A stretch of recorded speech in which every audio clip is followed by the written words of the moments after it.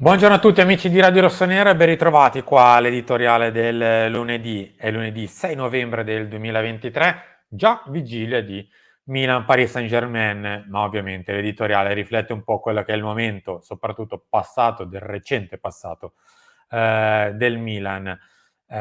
Metto già la spalletta così nel caso che vi racconto questa 30 secondi di vita vissuta, vi potete fare un'idea di quello che è il sommario dell'editoriale.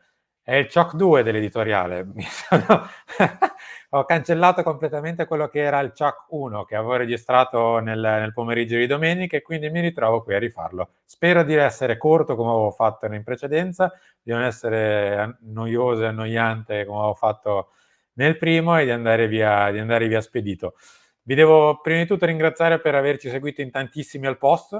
Eravamo veramente tantissimi, siamo quasi arrivati a quota 3000 in live contemporaneamente ieri sera, quindi grazie per i like, le condivisioni, le iscrizioni, tutto quello che avete fatto da ieri sera ad oggi, compreso il mattino Milan di domenica mattina che è andato particolarmente bene, ha fatto più di 500 commenti, quindi no, vederli tutti è stata un'impresa, quindi grazie davvero a tutti quanti e grazie a quelli che metteranno like soprattutto anche a questo video che, come vi dico spesso, è un motivo di per noi grande gioco, insomma, ci fa veramente grande gioco e sia il like che la condivisione. Vado veloce perché come vedete oggi l'editoriale ha addirittura 5 punti da toccare. Mi riprometto dal prossimo di rimettere dentro la rubrica con i vostri commenti, però come capite il momento è particolarmente denso di cose da dire, di fatti da analizzare, eccetera, eccetera, eccetera. Soprattutto sono molto in divenire. Allora, parto subito col primo, anatomia di una sconfitta annunciata di un ciclo stantio. Li divido in due, come più o meno è diviso il titoletto stesso. Milan Udinese è un po' figlio dei Milan Udinese e questo un po' mi dispiace aver rivisto sempre la solita partita da parte del Milan, nel bene e nel male con l'Udinese, soprattutto in casa e a volte purtroppo anche alla Dacia Arena, facciamo esattamente sempre la stessa identica partita, dove ci andiamo un po' a schiantare sul muro dell'Udinese, l'Udinese che ci viene a prendere bassa, non ci viene a prendere alto, ci contrattacca, ci fa male, a volte ci fa gol su azione, a volte su calcio d'angolo, come l'altra grande occasione ad esempio che ha avuto l'Udinese oltre al gol è stata proprio su angolo, eccetera, eccetera, eccetera. Non mi è piaciuto particolarmente qualche scelta che abbiamo visto all'inizio, quel Musa molto molto largo, quasi a fare ombra al guardalinee, che ne ha limitato il potenziale, è in questo momento credo il nostro miglior centrocampista, per distacco tra l'altro, e confinarlo là largo per tutta la santa partita un po' non mi è piaciuto onestamente. Come non mi è piaciuto l'esperimento delle due punte, con Olivier Giroud che si è ritrovato lo spazio intasato, è costretto a venire indietro nel mezzo spazio, ha fatto male, ha fatto fatica, per poi far spazio e condividere lo spazio con un giocatore che onestamente non è in grado in questo momento di fare il titolare del Milan, né per quanto riguarda la questione tattica, né soprattutto per quanto riguarda la questione atletica. Cioè Jovic non può essere considerato un giocatore che parte dall'inizio, magari ti può dare una mano agli ultimi 10-15 minuti in un assalto finale, ma da inizio direi proprio di no. Così come continua a non piacermi Tijani Renders come viene impiegato, lo vedremo stasera in quello che è la lavagna tattica di questo lunedì, sempre molto in verticale rispetto a Krunic, sempre molto alto, sempre pronto a inserirsi, mai a costruire, poi lo so, lascia giù dei gol sanguinosi, lo so anch'io, cioè lo vediamo tutti, però continuo a vedere un ragazzo che è mal sfruttato e che questa sensazione mia personale, poi magari voi vedete cose diverse, è anche un po' da un mese a questa parte intristito, un po' avvolto su se stesso. Vabbè, sulla partita abbiamo già detto, non è stata una gran partita, giusto perdere, giusto andare a casa senza un punto, al massimo potevi fare un punto senza quel rigore un po' così, un po' mezzo inventato, ma tant'è. Mi concentro sulla seconda parte, ovvero la parte del ciclo, che è un po' stantio, più che stantio, io continuo a pensare un po' come pensavo nella primavera scorsa che questo ciclo sia finito. È un ciclo finito. Ed è finito all'incirca di questo periodo dell'anno scorso, appena dopo i mondiali, quando ci siamo ritrovati, poi in dicembre con la preparazione, con le prime amichevoli una più brutta dell'altra, coi ritiri punitivi, col gennaio, coi tanti gol presi, con la Supercoppa non giocata, con la ricaduta di marzo, eccetera, eccetera, eccetera. Quel ciclo lì era finito. Ora la dirigenza, poi ne parliamo nella parte 3, ha deciso di provare a riaprire un nuovo ciclo con mister Stefano Pioli, cosa che probabilmente è stata un errore. E un errore anche a questo punto direi anche abbastanza da matita rossa. Un errore di valutazione, un errore anche di valutazione di spogliatoio, ma ne parliamo nella terza parte di questo. Chiudo dicendo questa prima parte con col fatto che, mhmm, perdere 3 partite su 4 delle ultime, perdere gran parte degli scontri diretti, vincere ho visto una statistica dei colleghi di Sportface, 19 partite in quest'anno solare sulle 45 giocate, mi pare, non vorrei dire una cavolata. È brutto, ragazzi, è una brutta situazione. Probabilmente in altre situazioni di Milan, in altre situazioni, in altre squadre, probabilmente l'allenatore avrebbe già fatto le valigie da un po'. Perché io capisco che ci sia la semifinale di Champions raggiunta e il quinto posto che ti è valsa la Champions League, perché sempre quinti siamo arrivati. Capisco tutto quello che sono le attenuanti, capisco tutto, però sul piatto della bilancia, dopo ne parleremo di bilance, devono andare le varie emergenze infortuni, di cui tra poco parliamo, devono andare i derby persi in serie, una brutta figura peggio dell'altra, la semifinale non giocata, il derby di ritorno dell'anno scorso, il derby d'andata di quest'anno, le partite con la Cremonese, quelle con la Fiorentina dell'anno scorso, la partita persa in casa con lo Spezia, dello Spezia, scusate, col confronto con la Curva, vanno dentro tante altre questioni, come ad esempio l'Udinese stessa, che praticamente da un anno a questa parte vince quasi solo con noi. Ma vabbè, perché nell'anno solare 2023 ha vinto veramente poco l'Udinese e 2 vittorie sono arrivate tra l'altro proprio con noi. Andiamo avanti, ne parliamo dopo di questo argomento approfondendone più il lato, diciamo così, dirigenziale. Ancora infortuni? Sì, perché ci ritroviamo per il quarto anno qui. Come ha detto anche il dottor Marano, un anno può essere una casualità, il secondo può essere una concausa di vari eventi, al quarto anno non può essere che un problema strutturale e anche legato a un cattivo probabilmente lavoro di quello che si fa a Milanello, perché dopo 4 anni consecutivi non può essere né un caso, né che ce li han tutti, né i campi di Milanello, né l'injury prone, né il ritmo alto, né i giocatori che ovviamente anno dopo anno si alternano e quindi cambiano anche, non possono essere i giocatori che si infortunano da soli.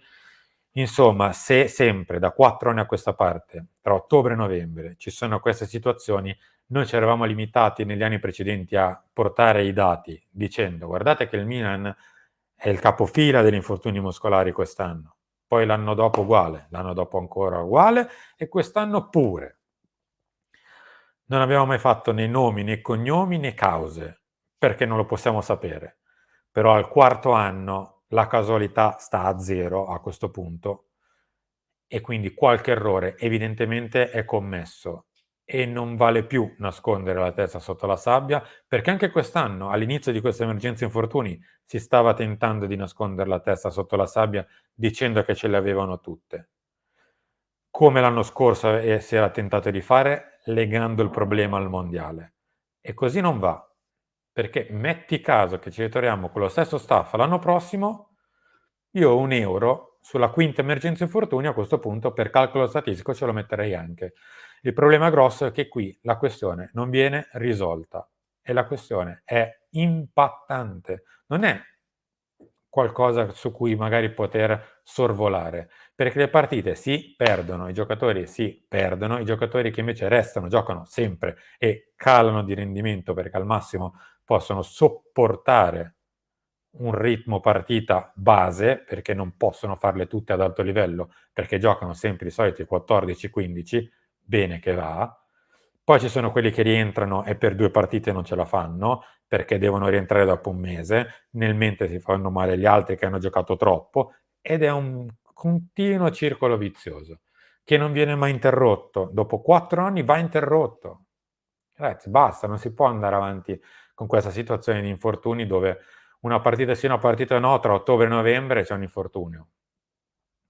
In tutto questo ieri abbiamo anche assistito all'infortunio di Teo Hernandez, comunicato 1 ora prima della partita, cioè quando vengono consegnate le distinte, senza che nessuno sapesse nulla di questa botta alla caviglia che ha permesso al giocatore di non andare in panchina nemmeno il sabato, ma la domenica a mezzogiorno essere in campo a Milanello ad allenarsi con il gruppo. Situazione un po' complicata, diciamo così. Una situazione un po' complicata, perché io 20 minuti di Teo in una partita dove magari la questione poteva essere: "Ho bisogno di Teo, lo faccio giocare", non mi avrebbero fatto schifo.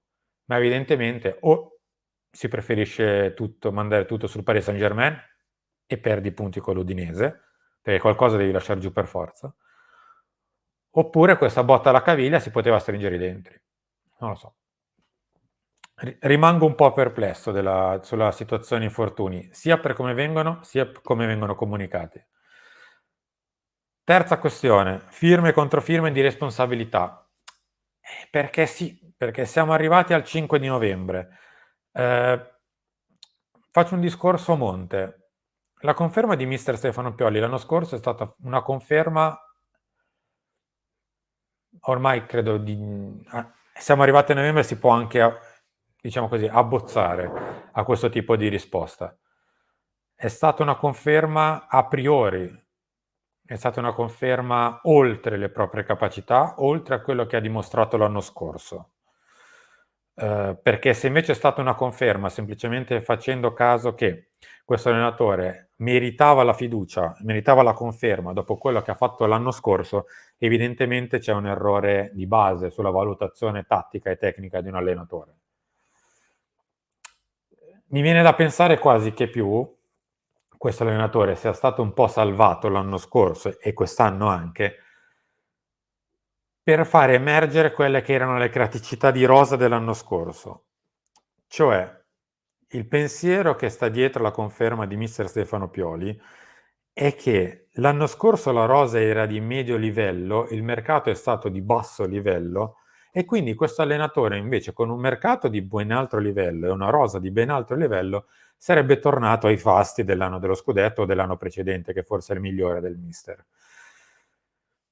Così facendo cosa si è fatto? Cosa si è tentato di fare? Di mettere sotto i riflettori il mercato e di togliere dai riflettori l'allenatore. Io non voglio assolutamente salvare il mercato dell'anno scorso, né i dirigenti dell'anno scorso, che sono anche loro complici del fatto che questo allenatore ha un contratto pesante e lungo, fatto in un mese di novembre, dove probabilmente non c'era nessuna necessità di andare a rinnovare così tanto a lungo e per così tanti soldi, e che non hanno avuto la forza neanche di esonerarlo in fine gennaio.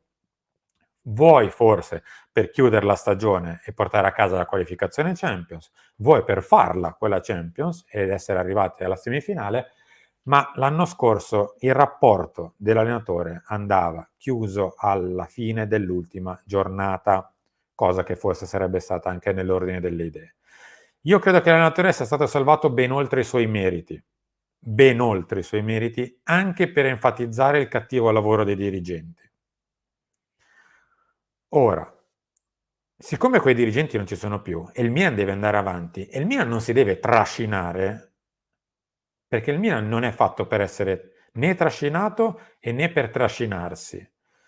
Il Milan è il Milan e forse questo ancora non è ben chiaro. Il Milan non si trascina nei risultati non si trascinano le agonie tattiche, non si trascinano le agonie degli allenatori, né si trascinano le agonie dei risultati. Il Milan non può accontentarsi di dire: "Ma sì, quest'anno forse se arriviamo quarti, un altro anno tra l'altro, va bene lo stesso". Siamo il Milan e dopo tanto mercato non può passare la linea che basta al quarto posto. Perché delle due l'una: o la rosa dell'anno scorso, che alla fine quinta o quarta è arrivata, è al pari di questa, o quel mercato che è stato fatto quest'anno evidentemente non è ritenuto all'altezza? Io penso di sì. Io penso che la rosa di quest'anno sia nettamente migliore di quella dell'anno scorso e quindi merita ben altro lavoro sul campo. E qui passo a parlare 30 secondi dei dirigenti, che adesso, dopo averlo salvato anche in maggio, sono chiamati a dare un giudizio sull'allenatore ora. E sono chiamati a farlo in questo momento della stagione, anche per salvare il loro lavoro, tra virgolette, di giugno, luglio, agosto. Non è tanto salvare una decisione di loro stessi estiva che si tratta, perché non bisogna avere paura di dire, nel caso ho sbagliato, alzare la mano e dire ragazzi abbiamo sbagliato, come fu per Giampaolo qualche tempo fa. Ragazzi abbiamo sbagliato la valutazione, la stagione però è ancora in essere, la possiamo riprendere tranquillamente, possiamo rimetterci in carreggiata e cambiamo.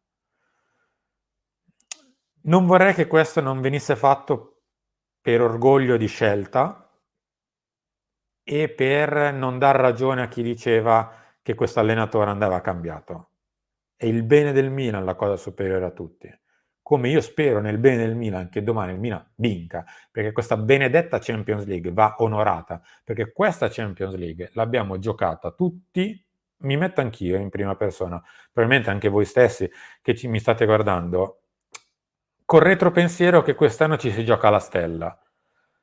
È vero, ci si gioca la stella perché o la vince il Milan o la vince l'Inter, adesso probabilmente la Juve anche col risultato di Firenze è comunque una candidata, ma ce lo si gioca con l'Inter e l'Inter è l'antagonista numero uno di tutte. La Champions League però va giocata e onorata. Io spero che domani il Milan faccia il risultato A, per questi, perché non entrano soldi, B, perché i giocatori stessi senza Champions League hanno meno impegni, è vero, ma si deprimono e ci sono dei giocatori che ormai hanno fatto uno step di carriera superiore ai 22-23 anni che quando sono arrivati.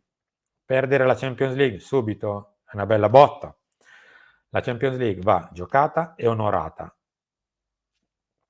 Vado avanti, anche perché, come detto, la responsabilità di quello che sta accadendo sì è dell'allenatore, ma adesso se l'allenatore dovesse andare avanti a non portare risultati, automaticamente va in pancia ai dirigenti la responsabilità, come è sempre stato nel mondo del calcio. Non faccio distinzioni, sempre stato così.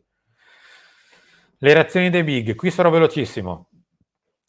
Ha parlato Davide Calabria e si è cercato di sminuirlo dicendo che il problema erano le frasi legate a Milanello, ci facciamo il mazzo a Milanello, eccetera, eccetera, quando invece le cose pesanti che aveva detto erano le questioni tattiche, quell'uno contro uno che a Parigi Calabria non voleva giocarsi a tutto campo ed è stato sminuito.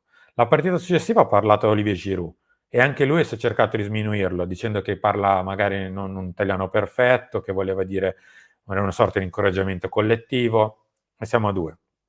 Ora, tre indizi fanno la prova. Ieri ha parlato anche Florenzi, che è italiano e oltretutto è anche uno dei più esperti del gruppo e ha detto chiaro e tondo, o si rema tutti dalla stessa parte o non si va da nessuna parte. Ora, se le questioni sono 1, 2, 3 e tre indizi fanno una prova, evidentemente all'interno del gruppo un po' di agitazione c'è, è inutile che ci giriamo dall'altra parte come sempre dicendo fischiettando e dicendo che non c'è nessun tipo di problema. I problemi ci sono e non guardandoli in faccia e non risolvendoli che i problemi continuano ad essere, come è successo la scorsa stagione, quando ce li siamo portati avanti per 6 mesi praticamente. Ma siccome un po' di agitazione c'è nel gruppo e lo fanno trasparire i giocatori con le dichiarazioni, cosa mai successa nei 3 anni precedenti, io non me lo ricordo che 3 giocatori singoli in 3 partite diverse sono andati davanti alla telecamera a esprimere perplessità. Poi le possiamo derubricare in tutti i modi che vogliamo, ma non era mai successo, così come non erano mai successi altri atteggiamenti in campo. Bisogna mettere una pezza, bisogna sistemare le cose, bisogna vedere gli errori, bisogna sistemarli. Le azioni dei big ci sono, vanno analizzate e vanno capite perché ci sono. Perché ci sono dei problemi. Questione finale.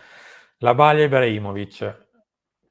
La divido in due. Uno, non so voi cosa ne pensate, io ho sentito un paio di dichiarazioni del mister, sia pre-Udinese che post-Udinese, e in entrambe, a me, onestamente, sensazione mia personale, non l'ho visto entusiasta di riavere Zlatan Ibrahimovic a Milanello, ma non tanto per la figura Zlatan, ma per la delegittimazione o per quello che potrebbe profumare all'esterno la figura di Zlatan all'interno del gruppo Milan. Un allenatore che prende bene 4 all'anno e che continua a dire, e vi dirò qua giustamente, perché è stato deciso 3 mesi fa, non 6 anni fa, è stato deciso 3 mesi fa che l'organigramma fosse una D, un dirigente sportivo che prima era uno scout e poi è diventato un direttore tecnico, e un direttore sportivo di tesserino, diciamo così. Poi c'era l'allenatore, non c'erano figure intermedie, e questo è il grave problema, tra l'altro. Manca una figura intermedia pesante che capisca benedetto sport, perché facciamo calcio, mannaggia, facciamo calcio, il nostro sport è il calcio e c'è bisogno di qualcuno che il calcio lo capisca e lo mastichi.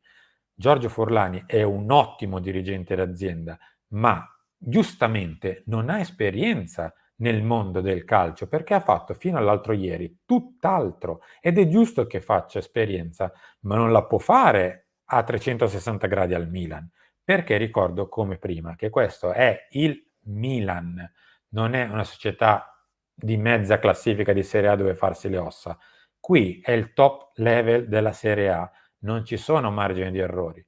Così come non esiste un direttore tecnico in questo momento al Milan che capisca cosa vuol dire un sistema di gioco, che capisca se si sta adottando bene, se capisce certe dinamiche di spogliatoio, perché Geoffrey Moncada è un ottimo scout, che capisce tanto di calcio, ma sono due rette parallele. Quello che capisce Geoffrey Moncada, che non vuol dire che non sto sminuendo Moncada, ci mancherebbe altro. Però sono ambiti diversi, perché semplicemente uno faceva lo scout e un altro faceva il direttore sportivo, il direttore tecnico. Sono mestieri diversi. Geoffrey Moncada non ha né l'esperienza né l'attitudine per entrare in uno spogliatoio dopo una sconfitta e parlare ai giocatori con esperienza e anche maturità, perché non lo può avere, non c'ha il background in questo momento. Magari tra un anno, tra due potrà anche averlo. Ma questo, ripeto, è il Milan, non una società di medio livello. Non possiamo permetterci, anzi scusate, dobbiamo pretendere il top assoluto, e il top assoluto sarebbe quantomeno mettere una figura capace di vedere calcio a 360 gradi, spogliatoio, tattica, campo, giocatori, allenatore.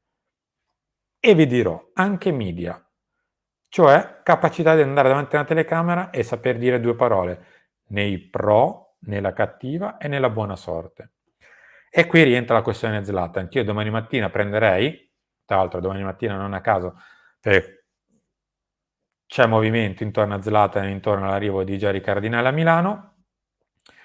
Zlatan lo porterei a Milanello domani, ma non può essere il mental coach di una società, Zlatan Ibrahimovic, perché non serve a questo. Serve se Zlatan viene investito di poteri più ampi. Altra cosa che forse Zlatan magari non può e non sa fare a 360 gradi per la questione di cui sopra, cioè l'esperienza di fare il dirigente probabilmente gli manca, ma abbiamo bisogno di qualcuno che realmente si inframezzi tra un allenatore e nel caso ne valuti le prestazioni, da intenditore di questo sport e chi sta sopra di lui e quindi faccia da tramite e riferisca a uno piuttosto che all'altro. Io spero di non vedere semplicemente Ibra che va a Milanello perché deve tirare 2 schiaffi e 2 tirate d'orecchie ai giocatori, perché non ci serve, perché sono questioni ponte che sistemano la questione per 1 o 2 partite e oltretutto Zlatan ha fatto il passaggio finale, cioè nello spogliatoio non c'entra più a pari grado rispetto agli altri giocatori, ma c'entrerebbe da dirigente e la questione sicuramente cambia. Io sono arrivato in chiusura, sono stato ben più lungo di quello che avevo registrato e quindi mi dispiace per voi. Grazie a tutti per essere stati qui con me, la faccio velocemente finita qui. Ci ritroviamo alle 10 con Mattino Milan, alle 13 con Lancia, alle 16 Talk e in serata c'è la lavagna tattica per rivedersi dal punto di vista tattico. Milan-Udinese. Grazie a tutti e buona giornata.